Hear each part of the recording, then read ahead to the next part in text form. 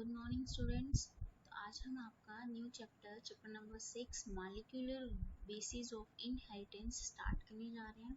Let's start. So students, जैसे कि आपने पिछले चैप्टर में पढ़ा था कि मेंडल ने बोला था कि कुछ स्टेबल करेक्टर है जो पास ऑन होता है from one generation to another generation, उसको उसने नाम दिया था फैक्टर्स। लेटर ऑन उसको नाम दिया गया जीन्स। ठीक है, तो उस टाइम पे जो जीन्स के अंदर जो मॉलिक्यूल्स थे जो इनहेरिट हो रहे थे उनके बारे में नॉलेज नहीं थी। तो later on number of experiments किए गए, उसके बेसिस पे एंड में एक जो ऑब्जर्वेशन जो रिजल्ट निकला that was the DNA is the genetic material, कि जो डीएनए है वो जेनेटिक मटेरियल है इन most of the organism. Most of the, all of the organism नहीं है, मोस्ट ऑफ द ऑर्गेनिज्म में जेनेटिक मटेरियल जो है वो क्या है, डीएनए है। तो अब देखो, nucleic acids are polymers of nucleotides. जो आपके न्यूक्लिक एसिड्स होते हैं that are the polymers of nucleotides. तो आपने अपने पिछली क्लास में पढ़ा होगा कि nucleic acids are the polymers of the nucleotides. ठीक है, तो इस चैप्टर में आप थोड़ा सा पहले तो स्ट्रक्चर पढ़ेंगे अबाउट डीएनए, उसके बाद उसकी रेप्लिकेशन कैसे होती है, आरएनए की रेप्लिकेशन कैसे होती है, प्रोटीन की सिंथेसिस कैसे होती है, human genome project, rice genome project, DNA fingerprinting, इन सब के बारे में डिटेल में पढ़ोगे।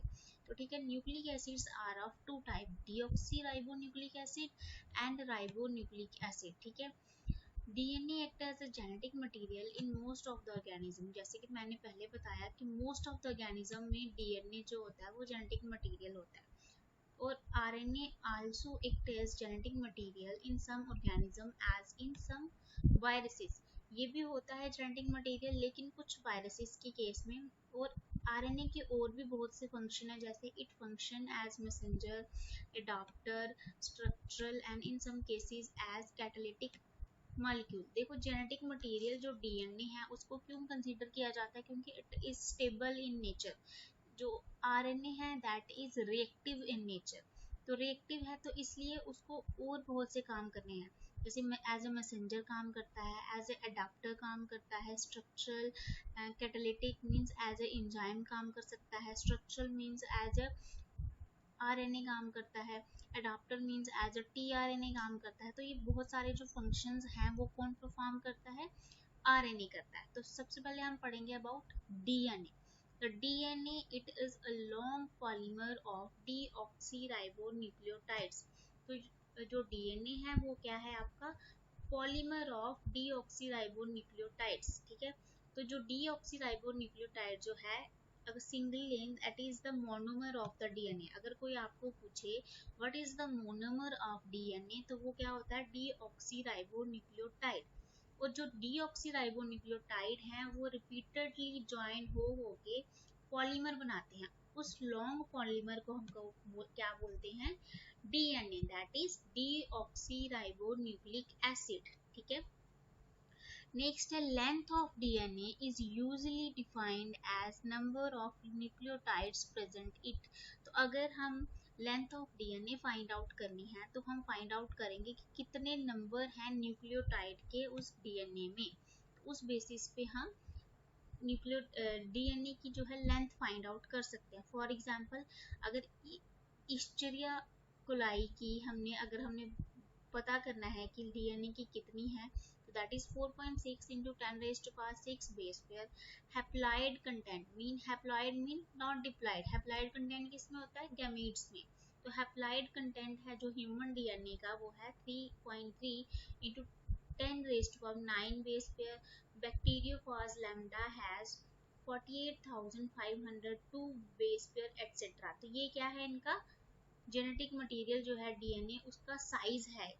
ठीक है, अब देखो स्ट्रक्चर ऑफ पॉलीन्यूक्लियोटाइड चेन। तो पॉलीन्यूक्लियोटाइड इन न्यूक्लियोटाइड, अगर सिंगल न्यूक्लियोटाइड की बात करें तो उसमें 3 कंपोनेंट्स होते हैं। First one is your nitrogenous base, second one is your pentose sugar, third one is your phosphate group. अब देखो इस टेबल में देखो, तो न्यूक्लियोटाइड के 3 पार्ट हुए, nitrogenous base, pentose sugar, phosphate group. Nitrogenous base आगे फर्दर दो टाइप के हैं, प्यूरीन्स, पायरिमिडीन्स। पेंटोज शुगर आगे दो टाइप की है, ribose, deoxyribose, and third one is your phosphate group. अब देखो, chemically DNA is composed of deoxyribose sugar, phosphate group and nitrogenous base. ये तीनों चीजें मिलके क्या बनाती हैं आपका डीएनए। अब देखो, डीऑक्सीराइबोज शुगर क्या होती है? It is a pentose sugar having the molecular formula C5H10O4। तो पीछे मैंने आपको बताया कि दो टाइप की शुगर होती हैं, deoxyribose sugar and ribose sugar. ठीक है, न्यूक्लिक एसिड आपके कितने टाइप के हैं? दो। First one is DNA, second one is your RNA. इन दोनों में मेन डिफरेंस क्या है कि डीऑक्सीराइबोज में जो शुगर प्रेजेंट है दैट इज डीऑक्सीराइबोज शुगर, और डीएनए आरएनए में जो शुगर प्रेजेंट है दैट इज राइबोज शुगर। ठीक है, तो क्या डिफरेंस है? यहाँ पे जो सेकंड नंबर पे आपका कार्बन है वहां पे H होता है, और राइबोज शुगर में OH ग्रुप प्रेजेंट होता है। In case of deoxyribose O group जो है वो एलिमिनेट हो जाता है। ठीक है, और इस OH ग्रुप की वजह से जो आपका RNA होता है वो क्या होता है? हाईली रिएक्टिव होता है। तो हाईली रिएक्टिव होता है और जिस वजह से उसकी स्टेबिलिटी कम होती है। सिमिलरली तो इस केस में देखो, अगर आप डीऑक्सीराइबोज के केस में देखो तो क्या होता है? O नहीं है सेकेंड कार्बन एटम पे, जिस वजह से इसकी रिएक्टिविटी कम हो जाती है और ये क्या हो जाता है? स्टेबल हो जाता है। ठीक है, अब देखो कितने कार्बन एटम है इसमें? 1 2 3 4 and this one is your fifth. It is a pentose sugar है ये। ठीक है, डीऑक्सीराइबोज इज पेंटोज शुगर। आपको क्लियर हो गया कि डीऑक्सीराइबोज और राइबोज शुगर में क्या डिफरेंस है। ठीक है, इस शुगर के बेसिस पे डीएनए को डीऑक्सीराइबो न्यूक्लिक बोलते हैं और आरएनए का नाम है राइबो न्यूक्लिक एसिड। ठीक है, ये था फर्स्ट पार्ट किसका? न्यूक्लियोटाइड का। अब देखो phosphate group, the phosphoric acid forms the phosphate group. It's molecular formula is H3PO4। यह है आपका फॉस्फोरिक एसिड। तो अगर बात करें फॉस्फेट ग्रुप की तो उसका फॉर्मूला होता है PO4 2 negative, that is your phosphate,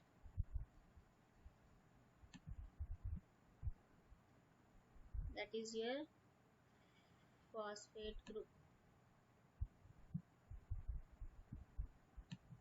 ठीक है, it is responsible for acidic nature of DNA. तो जो फॉस्फेट ग्रुप है ये रिस्पॉन्सिबल है for acidic nature of DNA. तो अगर आपको कोई पूछे what is the nature of DNA, basic और एसिडिक, तो आप बोल सकते हैं कि it is acidic in nature.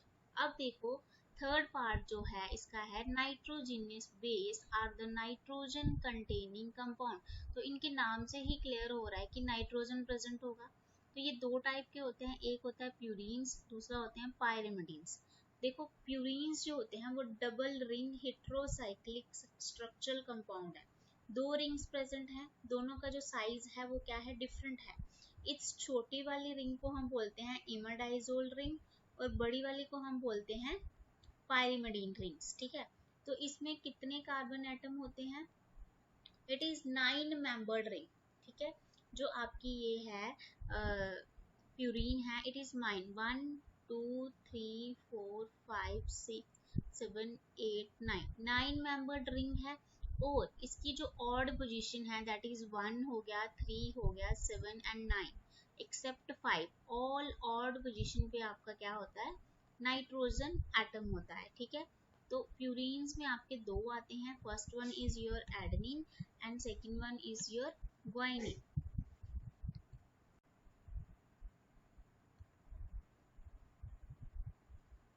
तो नेक्स्ट है आपके नाइट्रोजनस बेस, फर्स्ट वन आपने पढ़े प्यूरीन्स, नेक्स्ट है आपके पायरिमिडीन्स। प्यूरीन जो थे वो आपके डबल रिंग स्ट्रक्चर्स थे और ये पायरिमिडीन्स जो आपके हैं that are single ring structures. इनमें सिर्फ एक सिंगल 6 मेंबर्ड रिंग होती है दैट इज पायरिमिडीन रिंग होती है। तो जैसे कि मैंने पिछली में बताया आपको प्यूरीन्स पे कि 1 3 7 9 ऑड पोजीशंस पे एक्सेप्ट 5 पे क्या प्रेजेंट होता है? नाइट्रोजन प्रेजेंट होता है। और इस केस में अगर आप देखो पायरिमिडीन केस पे, तो यहाँ पे 1 और 3rd पोजीशन पे क्या प्रेजेंट होता है, नाइट्रोजन। ठीक है, 5th को छोड़ के 1 एंड 3rd पोजीशन पे आपका प्रेजेंट होता है नाइट्रोजन। ठीक है, the two types of pyrimidines present in the DNA are, cytosine है एक और दूसरा है आपका थायमिन। ठीक है, डीएनए में एक तो साइटोसिन प्रेजेंट होता है और एक होता है थायमिन, और प्यूरिन है एडेनिन एंड ग्वानिन। ठीक है, तो एक पायरिमिडीन और होता है दैट इज यूरेसिल, जो प्रेजेंट होता है आपके आरएनए में। तो आरएनए में आपका जो थायमिन है वो प्रेजेंट नहीं होता, वहां पे प्रेजेंट होता है आपका यूरेसिल। तो न्यूक्लियोसाइड्स, अब न्यूक्लियोसाइड्स क्या होते हैं, compounds formed by the combination of pentose sugar and nitrogenous base is called nucleoside. तो जैसे कि मैंने आपको बताया, अगर आपको कोई पूछे डीएनए मॉलिक्यूल का मोनोमर क्या है, that is nucleotide, not nucleoside. Nucleoside नहीं है, वो क्या है, न्यूक्लियोटाइड है। तो इसमें न्यूक्लियोसाइड में क्या होता है, in nitrogen base attached to C1 of pentose sugar by N glycosidic linkage. Glyco refers to sugar और एन रेफर्स टू नाइट्रोजन, क्योंकि जो आपका कार्बन है, जो कार्बन है C1, वो किसके साथ बॉन्ड बनाएगा, नाइट्रोजीनियस बेस के नाइट्रोजन के साथ। ठीक है, अब देखो this one is your glycosidic bond, ठीक बॉन्ड है। ठीक है, देखो ये C1 है आपका और ये N है। अगर यहाँ पे पायरिमिडीन है तो 1 पोजीशन वाला N के साथ बनेगी। अगर यहाँ पे प्यूरीन है तो आपके 9th पोजीशन वाले नाइट्रोजन के साथ बॉन्ड बनाएगा। ठीक है, तो ये है आपकी ग्लाइकोसिडिक बॉन्ड। जब एक नाइट्रोजन बेस और शुगर दोनों ज्वाइन हो जाएंगे तो उस यूनिट को हम बोलते हैं न्यूक्लियोसाइड। ठीक है, in DNA, nucleosides are formed by the combination of deoxyribose sugar and nitrogenous base। तो दो यूनिट मिलके बना रहे हैं आपका न्यूक्लियोसाइड। अब देखो जैसे एडेनिन प्लस डीऑक्सीराइबोज शुगर, इसको बोलते हैं deoxy adenosine. Guanine plus deoxyribose sugar is deoxy guanosine. Cytosine plus deoxyribose sugar मिलके बना रहे हैं डीऑक्सीसाइटिडीन।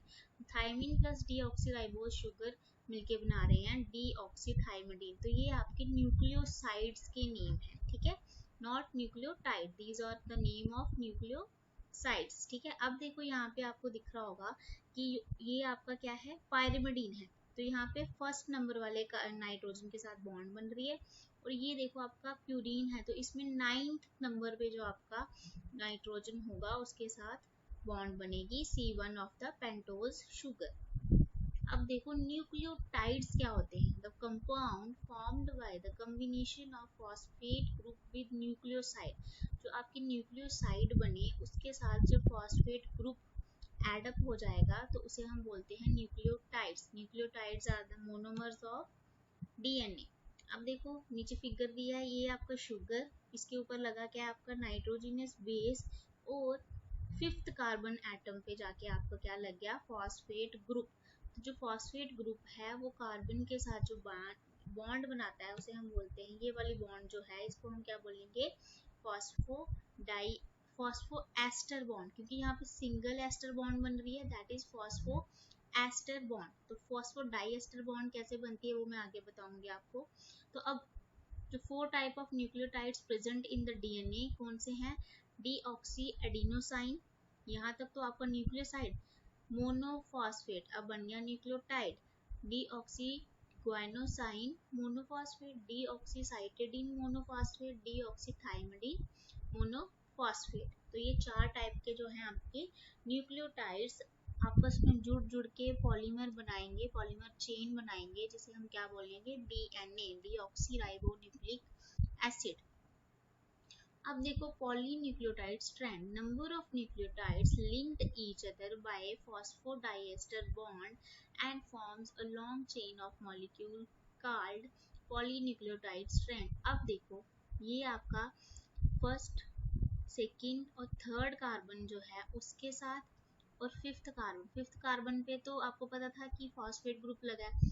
अब यहाँ से क्या बनाएगा, वो थर्ड कार्बन एटम के साथ भी एक एस्टर बॉन्ड बनाएगा। अब देखो एक बॉन्ड यहाँ बनी, एक बॉन्ड जो बन रही है यहाँ बन रही है, और एक बॉन्ड यहाँ बन रही है एस्टर बॉन्ड, तो क्या होगी, दो बॉन्ड होगी, that is phosphodiester bond.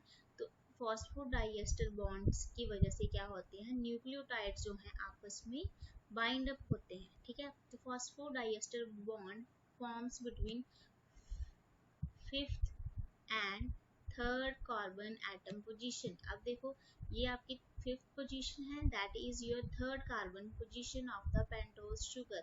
Therefore, polynucleotide strand contain 5 and 3' end। अब देखो यहाँ पे क्या है, आपका 3' एंड है, ये खाली पड़ा है, और यहाँ पे आपका 5' एंड खाली पड़ा है। तो आपके दो टाइप के स्ट्रैंड बनेंगे, दो एंड वाले स्ट्रैंड बनेंगे, एक साइड से 5' एंड पे खाली होगा और दूसरे साइड से 3' एंड पे खाली होगा आपका, ठीक है।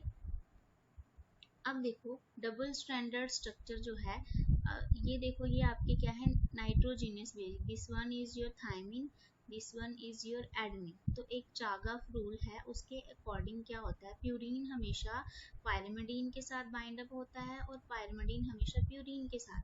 अब देखो adenine is a purine, thymine is a pyrimidine, तो ये आपस में बाइंड अप हो रहे हैं।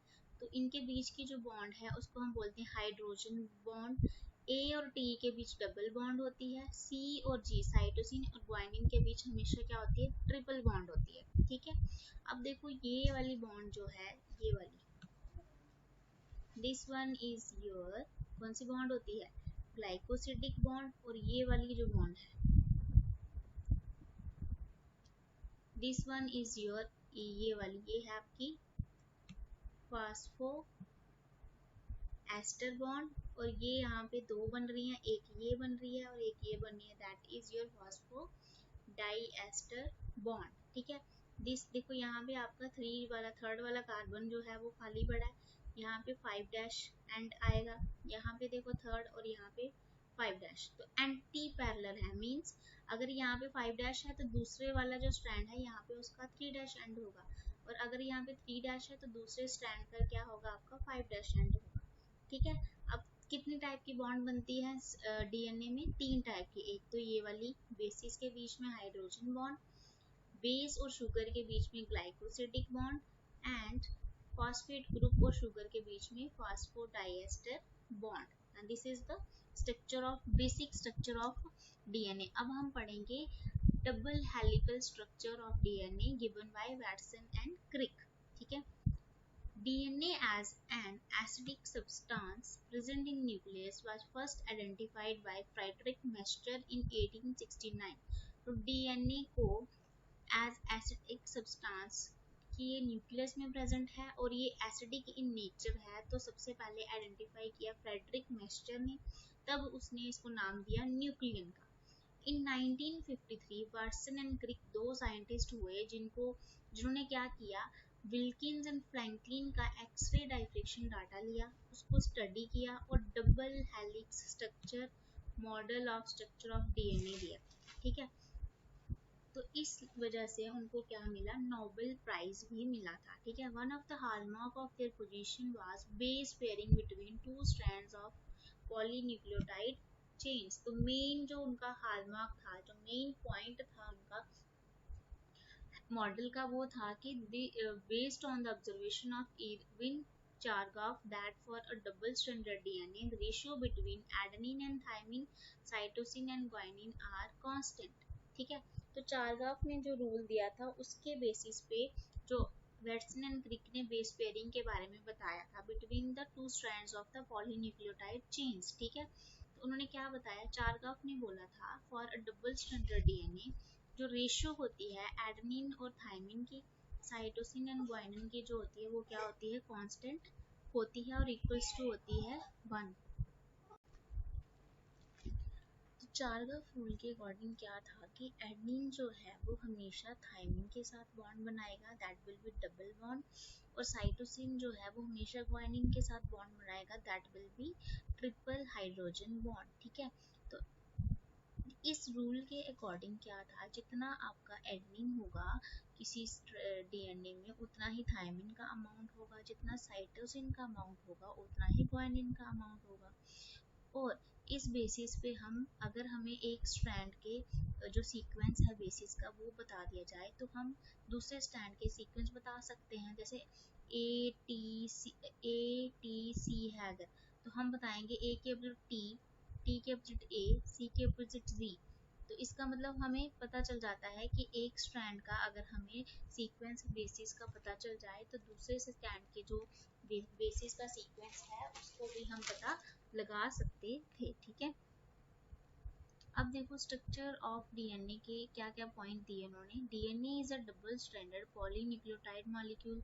ये तो सबको पता है कि डबल स्ट्रैंडेड है और पॉलीन्यूक्लियोटाइड है। नंबर ऑफ न्यूक्लियोटाइड मिलकर क्या बनाते हैं, डीएनए मॉलिक्यूल बनाते हैं। ठीक है, sugar and phosphate forms the backbone, the basis projected to inside। ये देखो, जैसे ये वाली जो चीज है, अगर आप एक सीढ़ी लेते हो तो साइड वाले जो जिनको पकड़ के आप चढ़ते हैं ऊपर, that bamboo forms the backbone. तो शुगर और जो फॉस्फेट है ग्रुप वो ये वाली बैकबोन बनाते हैं, और जो नाइट्रोजिनस बेसिस है वो are that are projected to inside. ठीक है, नेक्स्ट देखो, the two strands are coiled each other and arranged anti-parallelly।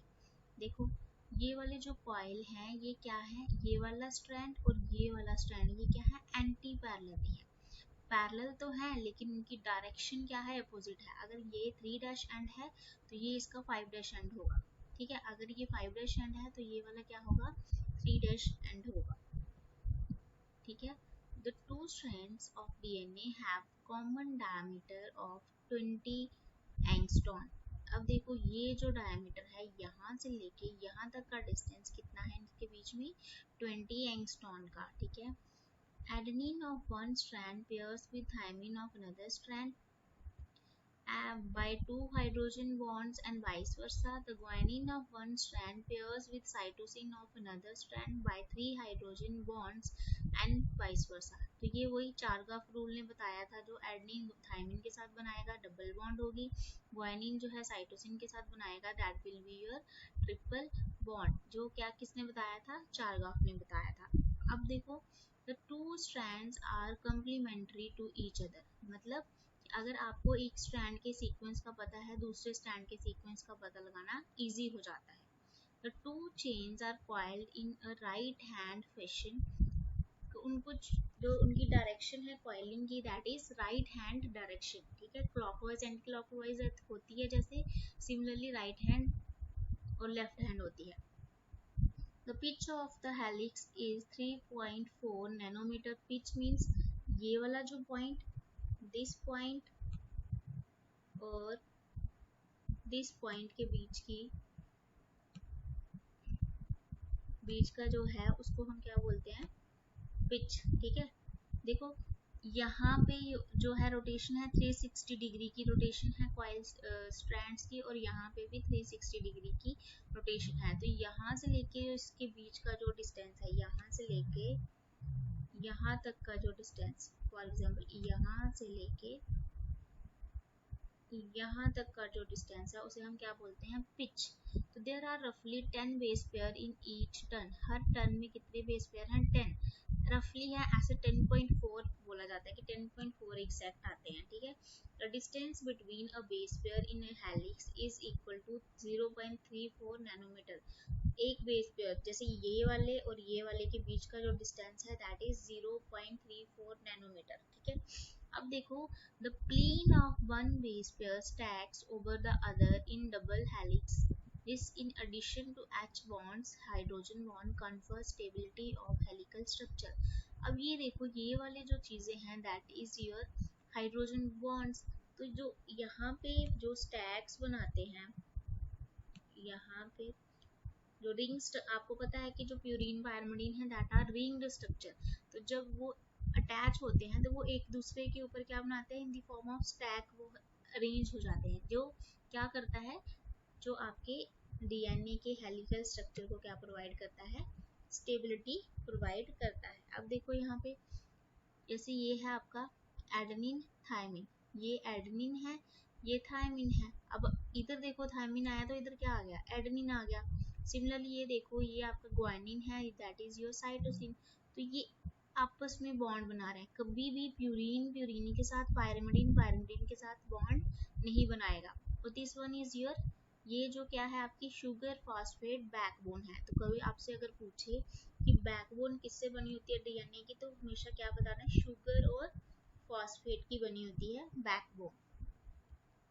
अब देखो यहाँ पे, this is your double helical double stranded structure of DNA. This is your nitrogenous bases, ठीक है। ये क्या है आपका शुगर, पेंटोज शुगर है, और ये आपके फॉस्फेट ग्रुप्स हैं। ये देखो ये डबल रिंग्ड स्ट्रक्चर है, इट मींस ये क्या है, प्यूरीन है। अब देखो single ring, double ring, double ring, single ring, double ring, single ring means हमेशा प्यूरीन और पायरिमिडीन के बीच में क्या बन रही है, hydrogen bond. This one is your hydrogen bond. CG में ट्रिपल बॉन्ड है और एटी में क्या है, डबल बॉन्ड है। ये देखो ये डबल बॉन्ड है। तो जब ये इस हेलिकल फॉर्म में होती हैं तो ये क्या करती हैं, एक दूसरे पे स्टैकिंग की पोजीशन होती है। रिंग एक दूसरे के ऊपर स्टैक्स के रूप में अरेंज हो जाती हैं, जिसकी वजह से स्टेबिलिटी जो है वो क्या हो जाती है, इंक्रीज हो जाती है, ठीक है। अब ये देखो आपकी, ये आपकी this one is your glycosidic bond, ये शुगर और नाइट्रोजनस बेस के बीच में। This one फास्फोएस्टर bond, second फास्फोएस्टर bond, this is फास्फोडाइएस्टर bonds. अब देखो इसमें देखो दो बेस पेयर के बीच का स्ट्रक्चर 0.34 नैनोमीटर है। ये देखो आपकी पिच है 3.4 नैनोमीटर, ठीक है। और यहाँ से और एक पिच, मतलब यहाँ से लेके यहाँ तक के बीच में अबाउट 10.4 जो आपके क्या आते हैं, 10.4 बेस पेयर्स आते हैं, ठीक है। सो स्टूडेंट, आज हमने जो पढ़ा है डीएनए का स्ट्रक्चर वैटसन क्रिक मॉडल के बारे में। आई होप आप सबको समझ आया होगा। तो अगर आपको कोई डाउट होगा आप मुझे पर्सनली मैसेज करके पूछ सकते हैं, नहीं तो आप कमेंट सेक्शन में कमेंट भी कर सकते हैं। Thank you students.